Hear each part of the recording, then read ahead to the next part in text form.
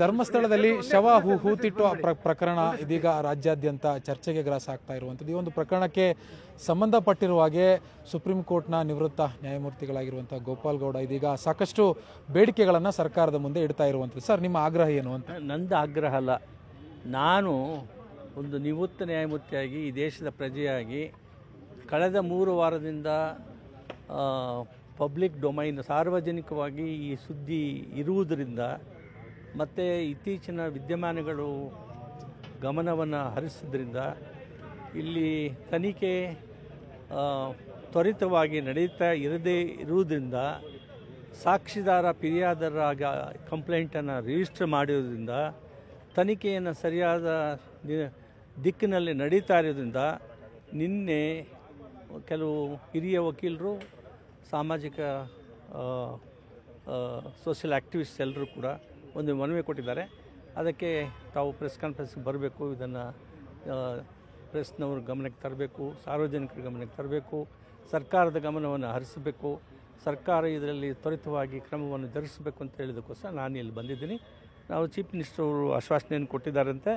ಅವರು ನಮಗೂ ನಂಬಿಕೆ ಇದೆ, ಇಂತಹ ಒಂದು ಅಪರಾಧಗಳನ್ನು ಎಸಗಿರ್ತಕ್ಕಂತಹ ವ್ಯಕ್ತಿಗಳು ಯಾರು, ಅಪರಾಧಿಗಳು ಯಾರು ಅಂತಕ್ಕಂಥ ತನಿಖೆ ಮುಖಾಂತರ ಗೊತ್ತಾಗುತ್ತೆ. ಅದಕ್ಕೆ SIT ಸ್ಪೆಷಲ್ ಇನ್ವೆಸ್ಟಿಗೇಷನ್ ಟೀಮನ್ನು ರಚನೆ ಮಾಡಬೇಕು ಅಂತ ಮನವಿಯಲ್ಲಿ ಕೇಳ್ಕೊಂಡಿದ್ದಾರೆ. ಸೊ ಮುಖ್ಯಮಂತ್ರಿಗಳು ಸರ್ಕಾರಕ್ಕಿರುವಂಥ ಸವಾಲೇನು ಅಂದರೆ, ನೀವು ಸಾಕಷ್ಟು ನ್ಯಾಯ ತೀರ್ಪುಗಳನ್ನು ಮಾಡಿದ್ದೀರಿ. ಸರ್ಕಾರದ ಜವಾಬ್ದಾರಿ ಮತ್ತು ಕರ್ತವ್ಯ. ಈ ರೀತಿ ಜೂರಿಡಿಕ್ಷನಲ್ ಪೊಲೀಸ್ನವರು ಅಪರಾಧ ಅವ್ರ ಗಮನಕ್ಕೆ ತಂದಾಗ ಕೂಡ ಸರಿಯಾದ ರೀತಿಯಲ್ಲಿ ತನಿಖೆ ನಡೆಯದೇ ಇರುವಾಗ ಸರ್ಕಾರದ ಗಮನವನ್ನು ಸೆಳೀತಕ್ಕಂಥದ್ದು ಈ ಪ್ರತಿಯೊಬ್ಬ ಪ್ರಜೆಯ ಕರ್ತವ್ಯ. ಅದರಲ್ಲಿ ನ್ಯಾಯಮೂರ್ತಿಯಾಗಿ ನಾನು ಕೂಡ ಇವತ್ತು ಗಮನಿಸಿದ್ದೀನಿ. ಆದ್ದರಿಂದ ಪ್ರೆಸ್ ಕಾನ್ಫರೆನ್ಸ್ಗೆ ಹಾಜರಾಗಿದ್ದೀನಿ. ಮುಖ್ಯಮಂತ್ರಿಗಳು ನಾನು ತಿಳ್ಕೊಂಡಿದ್ದೀನಿ, ಈ ವಿಚಾರವನ್ನು ಗಂಭೀರವಾಗಿ ಗಮನಕ್ಕೆ ತೆಗೆದುಕೊಂಡು ಸರಿಯಾದ ತೀರ್ಪುಗಳನ್ನು ನೀಡಿ SITನ ರಚನೆ ಮಾಡ್ತಾರೆ. ಅದನ್ನು ಸೂಪರ್ವಿಷನ್ ಮಾಡ್ತಕ್ಕಂಥದ್ದು ಉಚ್ಚ ನ್ಯಾಯಾಲಯದ ನಿವೃತ್ತ ನ್ಯಾಯಮೂರ್ತಿ ಆಗಲಿ ಅಥವಾ ಸರ್ವೋಚ್ಚ ನಿವೃತ್ತ ನ್ಯಾಯಮೂರ್ತಿ ಆಗಲಿ ಮಾಡ್ತಾರೆ. ಪ್ರಕರಣದಲ್ಲಿ ಸಾಕ್ಷಿದಾರರದ್ದು 164 ಸ್ಟೇಟ್ಮೆಂಟ್ ಆಗಿದೆ. ಈ ಒಂದು ಸ್ಟೇಟ್ಮೆಂಟ್ ಈ ಒಂದು ಪ್ರಕರಣದಲ್ಲಿ ಎಷ್ಟು ಪ್ರಮುಖ ಪಾತ್ರ, ಭಾಳ ಪ್ರಾಮುಖ್ಯವಾಗಿರ್ತಕ್ಕಂಥ ಪುರಾವೆ ಅದು. ಅದರ ಜೊತೆಗೆ ಇನ್ನೂ ಬೇರೆ ಬೇರೆ ಎವಿಡೆನ್ಸ್ಗಳು, ಪುರಾವೆಗಳನ್ನು ಅವರು ಕಲೆಕ್ಟ್ ಮಾಡಬೇಕಾಗುತ್ತೆ. SIT ಅವರು ಸಾಕ್ಷಿಗಳು ಮುಂದೆ ಬರ್ಬೋದು, ಬೇರೆ ಸಾಕ್ಷಿಗಳು. ಮತ್ತು ಇದನ್ನು ಸಾಕ್ಷಿಯಾಗಿ ಮಾಡ್ತಾರೋ ಅಪ್ರೂವರಾಗಿ ಮಾಡ್ತಾರೋ ಅದು ತನಿಖಾಧಿಕಾರಿಗಳಿಗೆ ಬಿಟ್ಟಿರ್ತಕ್ಕಂಥ ವಿಷಯ.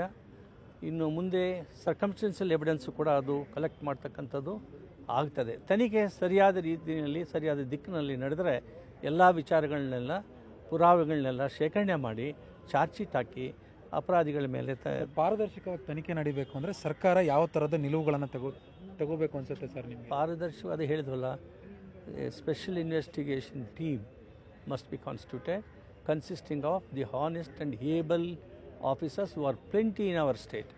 That must be monitored by a retired judge of Supreme Court ಆಗಲಿ ಅಥವಾ ಸರ್ವೋಚ್ಚ ನ್ಯಾಯಾಲಯದ ನ್ಯಾಯಮೂರ್ತಿ ಆಗಲಿ ಮಾಡಬೇಕು ಅಂತ ಬೇಡಿಕೆ. ಅದನ್ನು ಗಮನಕ್ಕೆ ತಗೊಂಡು ಮಾಡ್ತಾರೆ ಅಂತ ನಮ್ಮ ನಂಬಿಕೆ. ಸರ್ಕಾರಕ್ಕೊಂದು ಕಿವಿ ಮಾತು ಹೇಳೋದಾದರೆ ಸರ್, ಈ ಪ್ರಕರಣಕ್ಕೆ ಸಂಬಂಧಪಟ್ಟಿರುವ ಹಾಗೆ ಅದು ಹೇಳಿದ್ನಲ್ಲ, ಕಿವಿ ಮಾತೇನಿಲ್ಲ.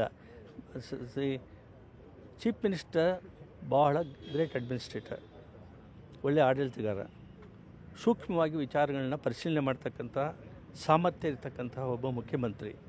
ಇಂತಹ ಒಂದು ಸಂದರ್ಭದಲ್ಲಿ ಜನರ ನಂಬಿಕೆ, ನಮ್ಮಂಥವರ ನಂಬಿಕೆ ಕೂಡ ಸರಿಯಾದ ದಿಕ್ಕಿನಲ್ಲಿ ತೀರ್ಮಾನ ತಗೊಳ್ತಾರೆ ಅಂತಕ್ಕಂಥ ಒಂದು ಅಚಲವಾದ ನಂಬಿಕೆ ನಮ್ಮಲ್ಲಿದೆ. ಇದಿಷ್ಟು ಸುಪ್ರೀಂ ಕೋರ್ಟ್ನ ನಿವೃತ್ತ ನ್ಯಾಯಮೂರ್ತಿಗಳಾಗಿರುವಂಥ ಗೋಪಾಲ್ ಗೌಡ ಅವರ ಮತ್ತು ಈ ಪ್ರಕರಣವನ್ನು ಪಾರದರ್ಶಕವಾಗಿ ಸರ್ಕಾರ ತನಿಖೆ ಮಾಡಿಸಬೇಕು, SIT ರಚನೆ ಆಗಬೇಕು, ಮತ್ತು ಏನು 164 ಸ್ಟೇಟ್ಮೆಂಟನ್ನು ಅನಾಮಿಕ ಸಾಕ್ಷಿದಾರನಿಂದ ಮಾಡಿಸ್ಕೊಂಡಿದ್ದಾರೆ ಪೊಲೀಸರು, ಆತನಿಗೆ ಸೂಕ್ತವಾಗಿರುವಂಥ ಭದ್ರತೆ ಮತ್ತು ರಕ್ಷಣೆ ಒದಗಿಸಬೇಕು ಅನ್ನುವಂಥದ್ದು ಅವರ ಆಗ್ರಹ. ಬೆಂಗಳೂರಿನಿಂದ ಕ್ಯಾಮ್ರಾ ಪರ್ಸನ್ ನೂರ್ ಅಹಮದ್ ಜೊತೆ ಅಶೋಕ್ ಮುಲ್ಕಿ, ನ್ಯೂಸ್ 8.